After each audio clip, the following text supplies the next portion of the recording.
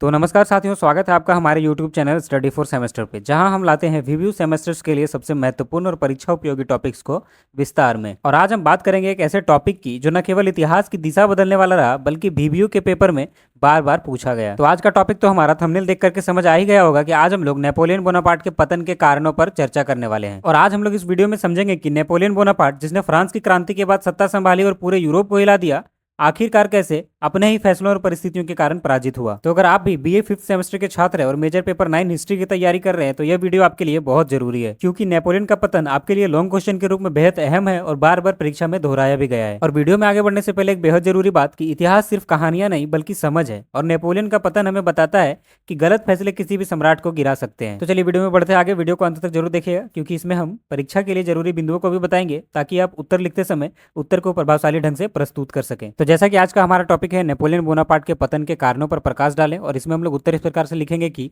Napoleon Bonaparte Europe के इतिहास में एक अत्यंत प्रभावशाली और विवादास्पद शासक रहा है। उसके उत्थान ने फ्रांस को क्रांति की उथल पुथल से निकालकर एक सशक्त साम्राज्य में परिवर्तित कर दिया, लेकिन उसका पतन भी उतना ही तेज और निर्णायक रहा। तो देखिए क्या है कि नेपोलियन बोनापार्ट जो है वो यूरोप के इतिहास में एक बहुत ही प्रभावशाली और विवादों से घिरा हुआ शासक रहा था। उसके उत्थान ने फ्रांस की क्रांति में हो रहे उथल पुथल से निकाल करके एक मजबूत और सशक्त साम्राज्य में परिवर्तित कर दिया। लेकिन जितना इंटरेस्टिंग उसका उत्थान था, उतना ही तेज उसका पतन भी रहा। अगर आपने मेरा नेपोलियन बोनापार्ट के उत्थान के कारणों वाला वीडियो नहीं देखा है तो जाकर के देख सकते हैं, चैनल पे ही है। फिर आपको ये क्वेश्चन भी अच्छे से समझ आएगा किस प्रकार से नेपोलियन का उदय हुआ था, किस प्रकार से उसका उत्थान हुआ था और किस प्रकार से उसका पतन हुआ। ये चीजों को समझने में आपको आसानी होगी। ठीक है, तो चलिए उत्तर में बढ़ते आगे, और आगे इस प्रकार से लिखेंगे कि 19वीं सदी की शुरुआत में यूरोपीय राजनीति, सैन्य रणनीति और सामाजिक संरचनाओं पर नेपोलियन का गहरा प्रभाव था, परंतु 1815 में वाटरलू की पराजय के बाद उसका शासन हमेशा के लिए समाप्त हो गया। इस उत्तर में हम नेपोलियन के पतन के प्रमुख कारणों का विश्लेषण करेंगे, जो राजनीतिक, सामाजिक, आर्थिक और सैन्य स्तर पर फैले हुए थे। तो देखिए क्या है कि 19वीं शताब्दी की शुरुआत में यूरोपीय राजनीति, सैन्य रणनीति और सामाजिक संरचनाओं में इन सभी क्षेत्रों में नेपोलियन का अच्छा वर्चस्व था। लेकिन 18 जून 1815 में बेल्जियम में एक जगह का नाम है वाटरलू, वहां पे नेपोलियन ने अपना आखिरी युद्ध लड़ा था, जिसमें इसको बुरी तरह से पराजय मिली थी, जिसके बाद नेपोलियन सत्ता से पूरी तरीके से बाहर हो गया और उसे सेंट हेलेना द्वीप पर निर्वासित कर दिया गया, जहां पर 1821 ईस्वी में उसकी मृत्यु हो गई थी। ठीक है, तो आज हम लोग इस वीडियो में यही जानेंगे कि वो कौन कौन से कारण थे जिसके वजह से नेपोलियन बोनापार्ट का पतन हुआ था। ठीक है, तो हम लोग वीडियो में आगे बढ़ेंगे और एक हेडिंग बनाएंगे नेपोलियन बोनापार्ट के पतन के प्रमुख कारण। ठीक है, उसके बाद हम लोग एक एक करके कारण को डील करेंगे। ठीक है, तो हमारा पहला कारण है नेपोलियन की निरंकुश सत्ता और विरोधियों की वृद्धि। अब इसमें हम लोग एक्सप्लेन करके लिखेंगे कि नेपोलियन की सत्ता अत्यधिक केंद्रीकृत और निरंकुश थी। उसने खुद को सम्राट घोषित कर दिया और लोकतांत्रिक संस्थाओं को केवल दिखावे के लिए रखा गया। यूरोप के विभिन्न भागों में नेपोलियन की तानाशाही से जनता और शासकों दोनों में असंतोष फैल गया। स्वतंत्रता, राष्ट्रीयता और लोकतंत्र के विचारों से प्रेरित होकर विभिन्न स्थानों पर राष्ट्रीय आंदोलन का उदय हुआ। जर्मनी, इटली और स्पेन जैसे देशों में लोगों ने विदेशी शासन के विरुद्ध संघर्ष करना प्रारंभ कर दिया। तो देखिए क्या हुआ कि नेपोलियन जब पूरी तरीके से सत्ता में आया तो वो काफी निरंकुश हो गया। ठीक है, उसने खुद को सम्राट घोषित कर दिया और जो भी लोकतांत्रिक संस्था थी उसको केवल नाम मात्र के लिए रखा गया, जिससे यूरोप के अन्य भाग जैसे इटली, स्पेन और जर्मनी जैसे देशों में नेपोलियन की तानाशाही से वहां की जनता और शासक दोनों में असंतोष की भावना फैल गई। ठीक है, जिसका परिणाम क्या हुआ कि स्वतंत्रता, राष्ट्रीयता और लोकतंत्र के विचारों से प्रेरित होकर जगह जगह पे आंदोलन होने प्रारंभ हो गए और जर्मनी, इटली और स्पेन जैसे देशों में वहां की जनता ने विदेशी शक्तियों का, विदेशी शासन का विरोध करना प्रारंभ कर दिया। ठीक है, अब नेपोलियन के पतन के दूसरे कारण के रूप में है गठबंधन शक्तियों का एकजुट होना। इसमें लिखेंगे कि नेपोलियन के निरंतर युद्धों ने यूरोप की अन्य शक्तियों को एक साझा दुश्मन के विरुद्ध एकत्र होने के लिए प्रेरित किया। ब्रिटेन, रूस, प्रसा,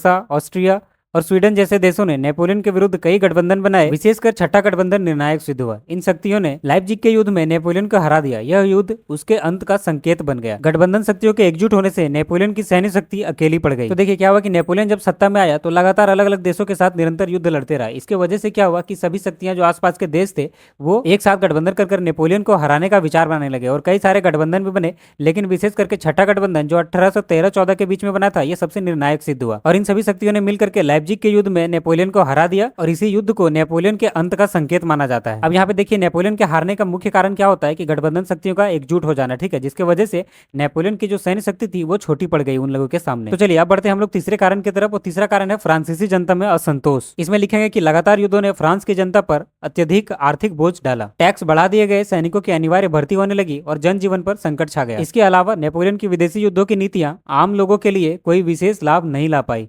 फ्रांसीसी नागरिकों में थकावट और मोह भंग का भाव पैदा हो गया। इस असंतोष ने नेपोलियन की आंतरिक स्थिति को कमजोर कर दिया। तो देखिए क्या हुआ कि जब से नेपोलियन सत्ता में आया लगातार युद्ध लड़े जा रहे थे, जिसके वजह से फ्रांस की जनता पे आर्थिक बोझ बढ़ गया, क्योंकि कोई भी युद्ध अगर लड़ा जाएगा तो वहां पे आर्थिक रूप से उसको मजबूती प्रदान करना तो जरूरी होता है, इसलिए वहां पे खर्चा भी होता है। तो इसका परिणाम क्या हुआ कि टैक्स बढ़ा दिया गया और सैनिकों का अनिवार्य भर्ती होने लगा, ठीक है, जिसकी वजह से जनजीवन पर संकट छा गया। और इन सबके बाद भी नेपोलियन की जो भी विदेश की युद्ध नीतियां थी वो खास करके आम लोगों के लिए कोई विशेष लाभ नहीं ला पाई थी, ठीक है, जिसकी वजह से फ्रांस के नागरिक जो थे उनमें मोह भंग हो गया। उनको जो उम्मीद थी नेपोलियन बोनापार्ट से, जो उम्मीद बना के उन लोगों ने रखा था, वो टूट गया और इसके वजह से लोगों में असंतोष की भावना फैल गई और ये नेपोलियन के साम्राज्य को आंतरिक रूप से कमजोर बना दिया, ठीक है। अब अगला कारण है नेपोलियन की गलतियां और अति आत्मविश्वास। ये हमारा फोर्थ रीजन है, लेकिन यहाँ पे गलती से 5 लिखा गया, ठीक है। सीक्वेंस को आप मैच कर लीजिएगा। तो इसमें हम लोग इस प्रकार से लिखेंगे कि नेपोलियन अत्यंत प्रभावशाली सेनापति था, परंतु कई बार उसका आत्मविश्वास अहंकार में बदल गया। उसने बार बार युद्ध किए बिना यह सोचे कि उसकी कीमत क्या होगी। वह कूटनीति की अपेक्षा शक्तियों के प्रयोग में विश्वास रखता था। तो देखिए क्या है कि नो डाउट नेपोलियन एक प्रतिभाशाली सेनापति था, लेकिन बहुत बार क्या हुआ कि उसका आत्मविश्वास अहंकार में बदल गया। वो बार बार युद्ध लड़े जा रहा था बिना ये सोचे कि उसका रिजल्ट उसके साम्राज्य पे क्या पड़ेगा, और किसी भी युद्ध को लड़ने के लिए वह कूटनीति की अपेक्षा शक्ति प्रयोग पे, बल प्रयोग पे वो ज्यादा विश्वास रखता था, ठीक है। आगे लिखेंगे कि रूस जैसे विशाल देश पर आक्रमण कर देना, स्पेन की जनता के आत्मसम्मान को ठेस पहुंचाना और महाद्वीपीय प्रणाली जैसी आर्थिक नीतियां बनाना इसके आत्मघाती निर्णय साबित हुए। नेपोलियन बोनापार्ट के इन्हीं सारे गलत डिसीजंस ने उसको पतन की ओर ढकेल दिया, ठीक है। अगला और 5वां कारण है नेपोलियन की हार और पदत्याग। ये सबसे महत्वपूर्ण टॉपिक है, ठीक है। इसको अच्छे से एक बार समझ लीजिएगा तो लिखने में आपको आसानी होगी। इसमें हम लोग लिखेंगे कि 1814 में जब गठबंधन सेनाएं फ्रांस की राजधानी पेरिस तक पहुंच गई तो नेपोलियन को एब्डिकेट करना पड़ा, यानी सिंहासन छोड़ना पड़ा। उसे एल्बा द्वीप पर निर्वासित कर दिया गया। हालांकि 1815 में वह वापस लौटा और 100 दिन तक पुनः सत्ता में रहा, लेकिन वाटरलू के युद्ध में अंतिम पराजय ने उसके युग को हमेशा के लिए समाप्त कर दिया। तो क्या हुआ कि जब आसपास के देशों ने गठबंधन करके और नेपोलियन से लड़ने का निश्चय किया और गठबंधन की सेना फ्रांस की राजधानी पेरिस तक पहुंच गई तो नेपोलियन को एब्डिकेट करना पड़ा, ठीक है, मतलब कि उसको अपना सिंहासन छोड़ना पड़ा। और नेपोलियन को एक एल्बा नाम के द्वीप पर निर्वासित कर दिया गया, जहां पे वो 1815 ईस्वी में फिर से वापस लौटा और 100 दिन तक सत्ता में रहा। लेकिन फाइनली वाटरलू के युद्ध में अंतिम पराजय के बाद उसका जो युग था, उसका सत्ता पूरी तरीके से उससे छीन लिया गया, ठीक है। तो ये कुछ मुख्य रूप से 4-5 कारण थे जिसने नेपोलियन के पतन में भागीदारी निभाई थी, ठीक है। अब हम लोग इस प्रश्न के उत्तर का निष्कर्ष लिखेंगे कि क्या निष्कर्ष निकला, ठीक है। तो इसमें लिखेंगे कि नेपोलियन बोनापार्ट का पतन एक अकेले कारण से नहीं बल्कि कई राजनीतिक, सामाजिक, सैन्य और आर्थिक कारणों से हुआ। मतलब कि नेपोलियन का जो पतन है वो कोई एक कारण का परिणाम नहीं है, बल्कि कई राजनीतिक, सामाजिक, सैन्य और आर्थिक कारणों का मिला जुला परिणाम था, ठीक है। आगे लिखेंगे कि उसकी असीम महत्वाकांक्षा, विस्तारवादी नीतियां, निरंकुश शासन, रूस और स्पेन जैसे देशों में की गई गलतियां, महाद्वीपीय प्रणाली की असफलता और यूरोप की शक्तियों का एकजुट विरोध, ये सभी कारण एक साथ मिलकर उसके पतन का कारण बने। मतलब कि नेपोलियन के पतन का मुख्य कारण क्या था? उसके विस्तारवादी नीतियां, उसकी महत्वाकांक्षाएं, निरंकुश शासन, रूस और स्पेन जैसे देशों में की गई गलतियां और महाद्वीपीय प्रणाली की असफलता, इन सभी का मिला जुला रूप था उसकी असफलता, ठीक है। इन सब में से सबसे महत्वपूर्ण कारक है यूरोप की शक्तियों का एकजुट होकर उसका विरोध करना। यूरोप के अन्य जितने भी देश थे वे सभी एक साथ मिलकर नेपोलियन का विरोध किया, जिसकी वजह से नेपोलियन का पतन हो पाना संभव हुआ, ठीक है। आगे लिखेंगे कि फिर भी नेपोलियन का युग एक क्रांतिकारी काल था। उसने आधुनिक प्रशासन विधि,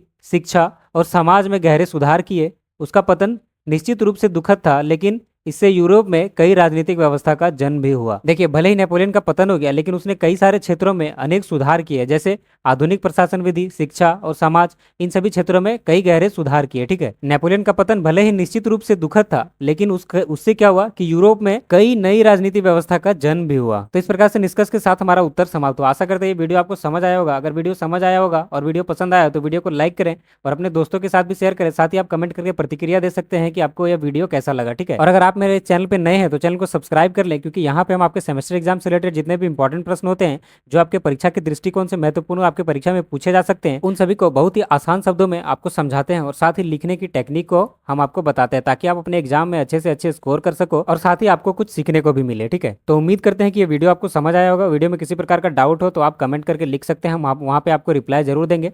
तो आज की इस वीडियो में इतना ही। मिलते फिर से किसी नेक्स्ट और इंपॉर्टेंट टॉपिक के साथ, तब तक के लिए धन्यवाद।